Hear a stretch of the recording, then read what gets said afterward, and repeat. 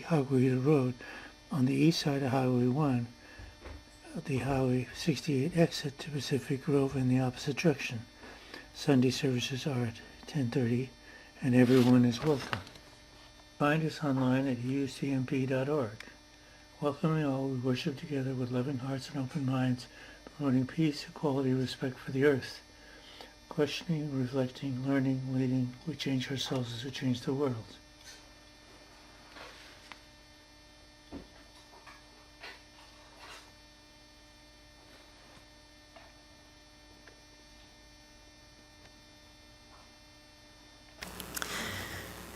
We have two readings for you this morning.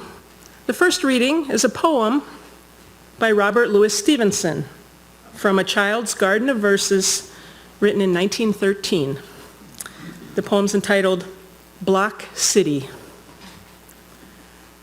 What are you able to build with your blocks? Castles and palaces, temples and docks. Rain may keep raining and others go roam, but I can be happy and building at home. Let the sofa be mountains, the carpet be sea. There I'll establish a city for me, a kirk and a mill and a palace beside, and a harbor as well where my vessels may ride. Great is the palace with pillar and wall, a sort of a tower on the top of it all, and steps coming down in an orderly way to where my toy vessels lie safe in the bay. This one is sailing, and that one is moored. Hark to the song of the sailors aboard, and see on the steps of my palace the kings coming and going with presents and things. Yet, as I saw it, I see it again, the kirk and the palace, the ships and the men, and as long as I live, and where'er I may be, I'll always remember my town by the sea.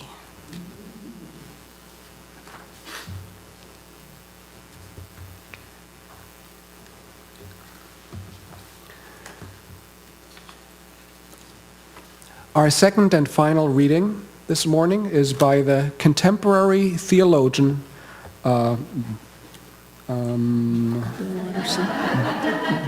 Bill Watterson.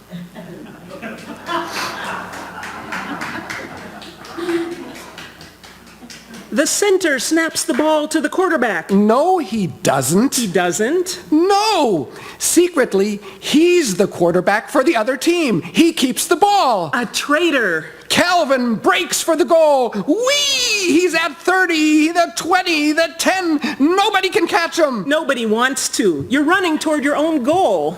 Huh? When I learned you were a spy, I switched goals. This is your goal, and mine's hidden. Hidden? You'll never find it in a million years. Well, I don't need to find it. As a traitor to your team, crossing my goal counts as crossing your goal. You might think so. Haha, in fact, I know so. But the place I hid my goal is right on top of your goal, so the points will go to me. But the fact is, I'm really a double agent. I'm on your team after all, which means you'll lose points if I cross your goal. Ha-ha! But I'm a traitor too, so I'm really on your team. I want you to cross my goal. The points will go to your team, which is really my team. That would be true if I were a football player. You mean? I'm actually a badminton player disguised as a double agent football player. And I'm secretly a volleyball, croquet, polo player. Sooner or later, all our games turn into Calvin ball. No cheating.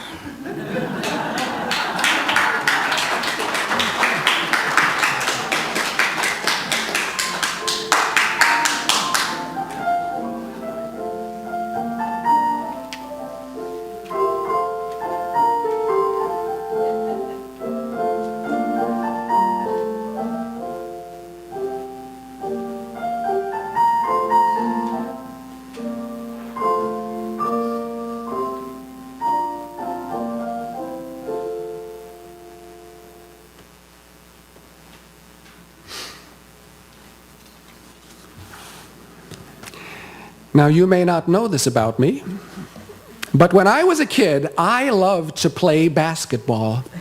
I loved running around, darting and weaving, and I loved the feeling of handling and bouncing the ball just so, of passing it back and forth with my teammates, and then shooting for the hoop, and ideally outplaying our opponents.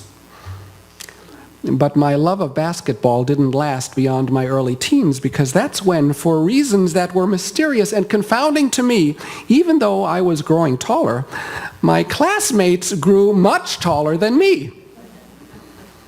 And so over the past few decades, I haven't given the game much thought.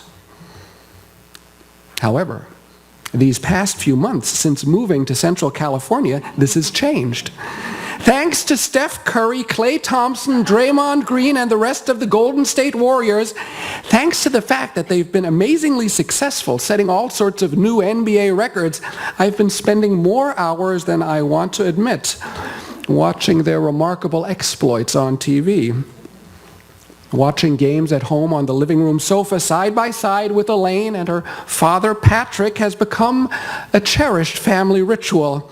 Sharing finger foods, offering running commentary on the game, hooting and hollering when one of our players lands another unlikely three-point shot from way beyond the arc.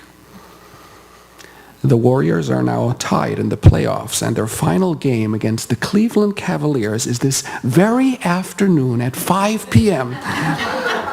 Surely this is a sign that part of our religious observances today, mindful of this morning's worship service on Play, we should all watch and pray that the Warriors win. And yet, watching gifted athletes demonstrate their amazing abilities in playing a game is not the same thing as playing ourselves. The vicarious pleasures of spectator sports cannot be denied, but it's not the same thing as picking up a ball ourselves, joining a team, being a player ourselves. Likewise, worshiping together and joining in religious community is not a spectator sport. It's a participatory venture. Religious practice is not about watching worship. It's an active endeavor. And so in the spirit of playful participation and competition, the mic is too close.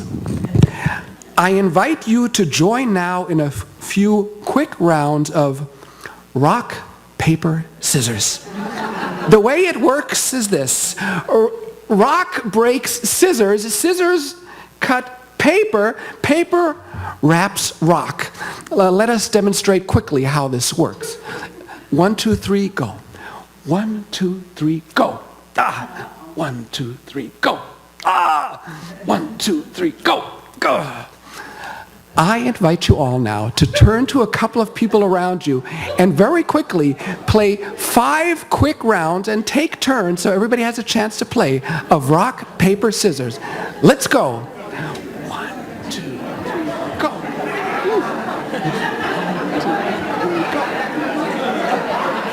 2, 3, go.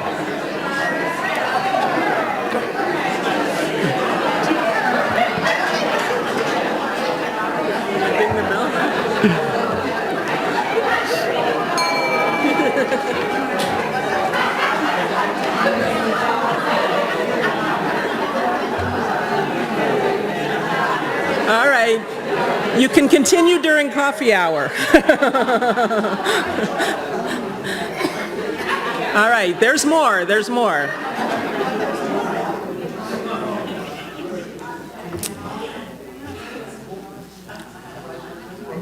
So, when I think back on my childhood play, so much of it was outdoors.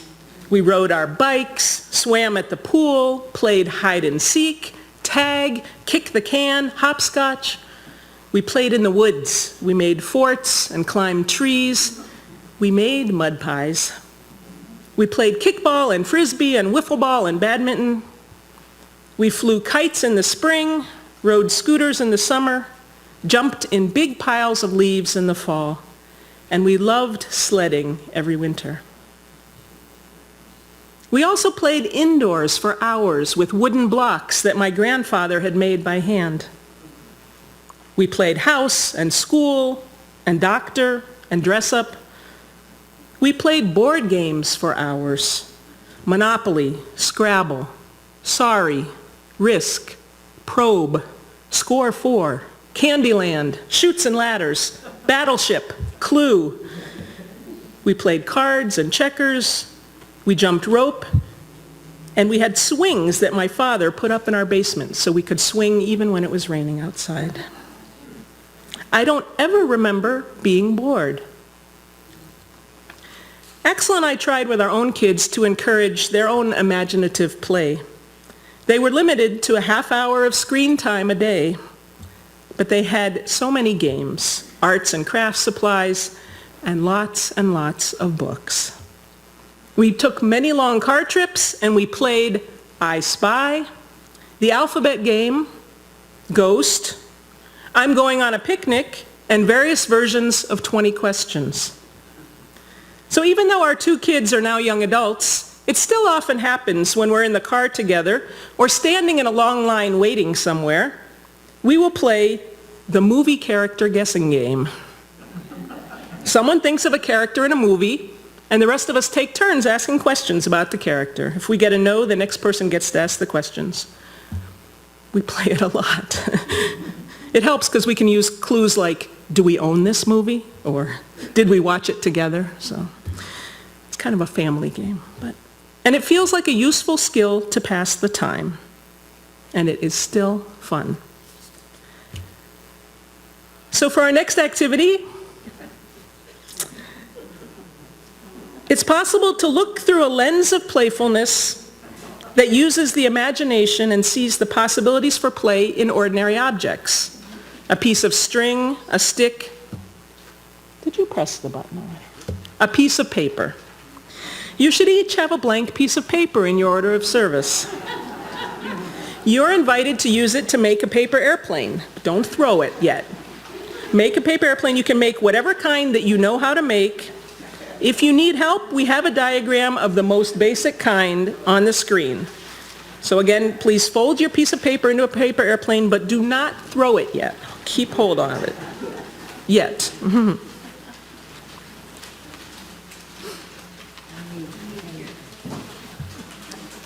And if you really need help, ask your neighbor.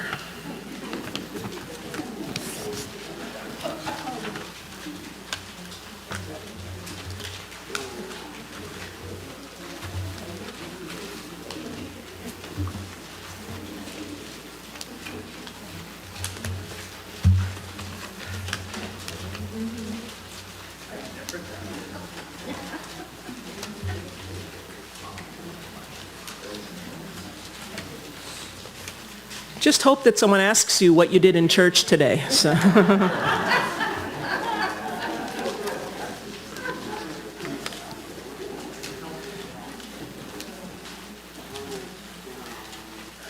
right, everybody getting there?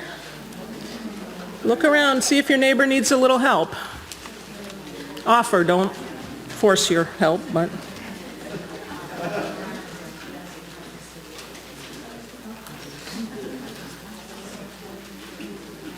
All right, can you stand up and go help with this side? Go stand over here.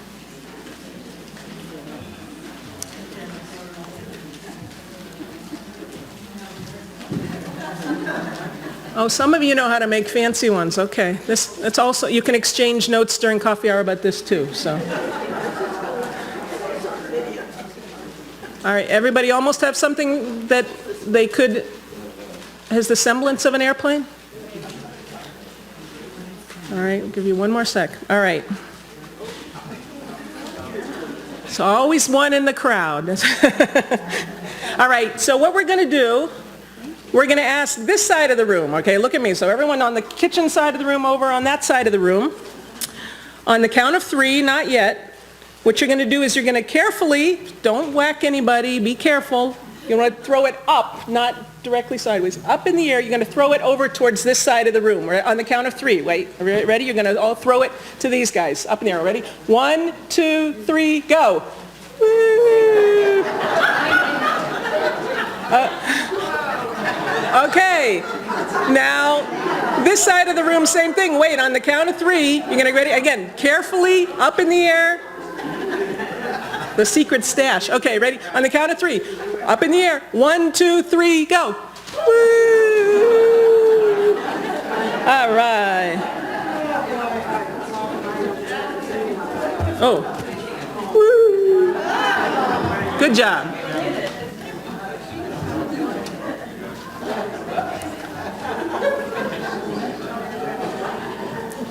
This would be a good time to tell the people sitting in the overflow back there that there are still seats up front here and over here, and you're very welcome to come up a little forward. It'll make the rest of the service more fun, trust me. Our house and crowd this year always make too.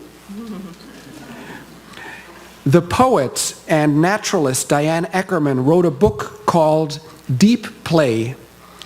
In it, she says, "Play is a refuge from ordinary life, a sanctuary of the mind. Play always has a sacred place, some version of a playground in which it happens.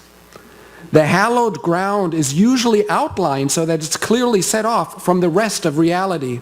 This place may be a classroom, a sports stadium, a stage, a courtroom, a workbench in a garage, or a temple or a church." Deep play is a fascinating hallmark of being human. It reveals our need to seek a special brand of transcendence with a passion that makes thrill-seeking explicable, creativity possible, and religion inevitable.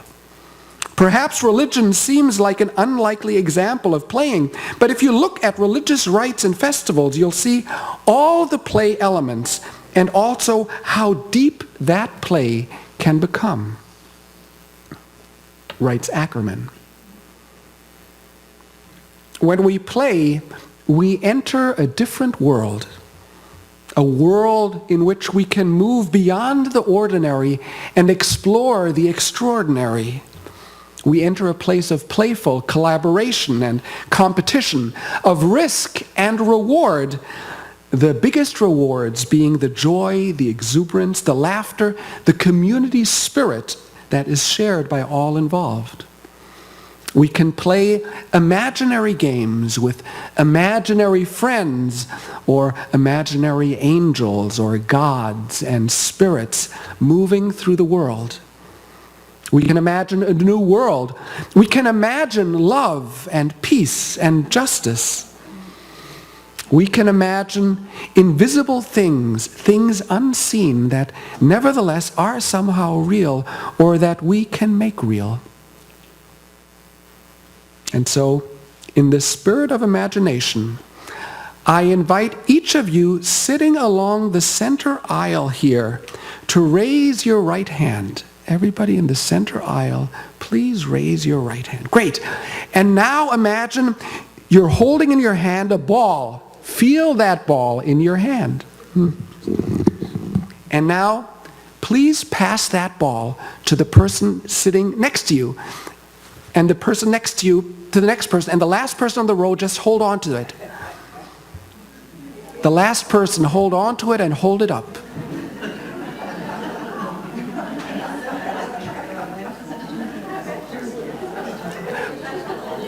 Okay, are the balls safely secure at the other end of the row? Okay, now watch out, careful, this is going to be very interesting. 1, 2, 3, it's now a feather. Okay, carefully pass the feather over to the person sitting next to you, back towards the aisle. And the person who gets the feather, hold on to it when you get it. Don't drop them. We have extras if you lose it. Or, does everybody on the aisle again have a feather? Okay, ready? On your marks. 1, 2, 3. It's a rat! Pass it on to the person next to you. The last person can drop it on the floor. They know where they need to go.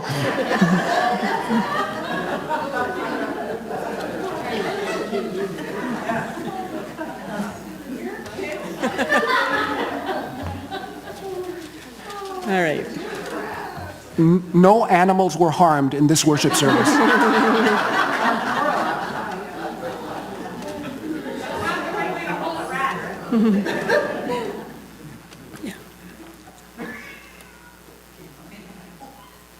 Dr. Stuart Brown, a clinical researcher on play, tells us that neuroscientists, developmental biologists, psychologists, and researchers from every point of the scientific compass now know that play is a profound biological process.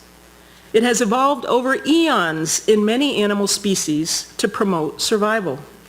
It shapes the brain and makes animals smarter and more adaptable. In higher animals, it fosters empathy and makes possible complex social groups. For us, play lies at the core of creativity and innovation. Play energizes and enlivens us. It eases our burdens. It renews our natural sense of optimism and opens us up to new possibilities. Reclaiming our ability to play is, as Dr. Brown says, learning to harness a force that has been built into us through millions of years of evolution, a force that allows us to both discover our essential selves and to enlarge our world. Dr. Brown says that we need to practice play. He says a lack of play should be treated like malnutrition. It's a health risk to your body and mind. Play doesn't solve all the serious suffering, unfairness, or the problems we see in the world, but when you experience play, it opens your heart. In the end, the most significant aspect of play is that it allows us to express our joy and connect most deeply with the best in ourselves and in others. Play is the purest expression of love. So for our fourth and final play activity, we're going to work collaboratively together as we play. We're going to accomplish a playful task together cooperatively. So Axyl is going to give people on the ends of these rows over here a balloon. Hold on to it when you get it.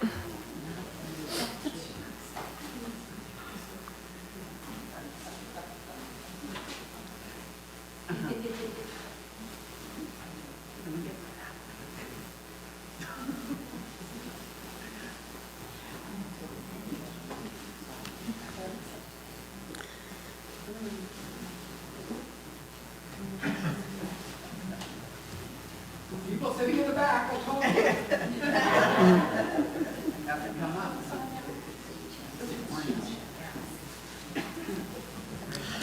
Okay, now listen carefully.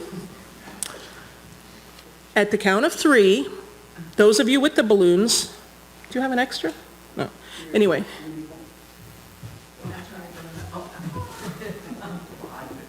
So, on the count of 3, those of you who have them are to gently bump. You can use your fist, you can use the palm of your hand. They bump very nicely. Not too far. The idea is that you're going to be bumping it, and as it comes, those of you in that same row should be watching, or even in the row behind or in front. They're not that predictable, these balloons, to see where they go. Try to bump it along. The idea is we're going to try to get the balloons from this side of the room all the way over to that side. Gently, kind of bumping them in the air, all right? 1, 2, 3, go. Bump, bump, bump, bump, bump, X. Keep going, all the way over, all the way.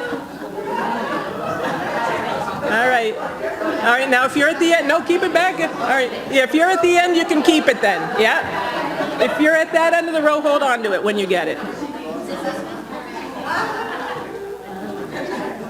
All right, very good. Keep, all right, all the way over and then hold it if you're at that end of the row. All right, in a second you can bounce them back the other way, but they all have to be over there, okay? All right, very good. You're almost cooperating. Very good. Okay, 1, 2, 3, and now you're going to do it back to the other side. Ready? 1, 2, 3, go. Up, bump, bump, bump, bump, bump, bump, bump, bump, bump.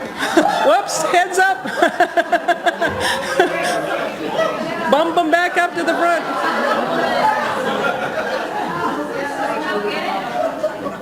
It's not as easy as it looks, right? Okay, very good. Good. Okay, now we're going to get the balloons up to the front.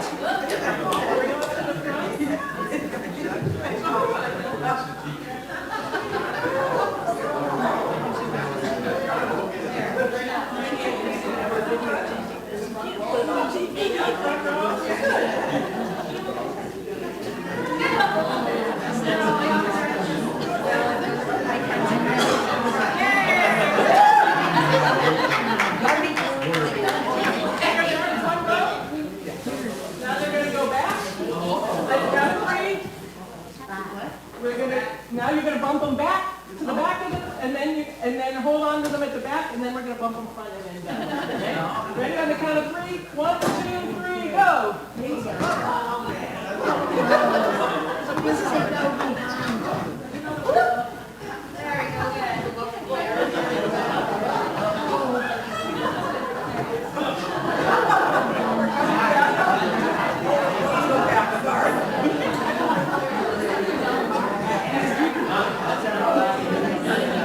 All right, get them all to the back, all to the back, all to the back. All right. And then when they're all at the back, all right, now finally we're going to bump them back up to the front, and then they'll end up here. Ready? 1, 2, 3, go.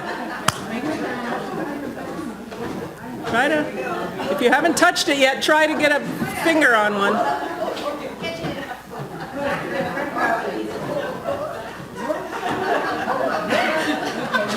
You just put them on the floor.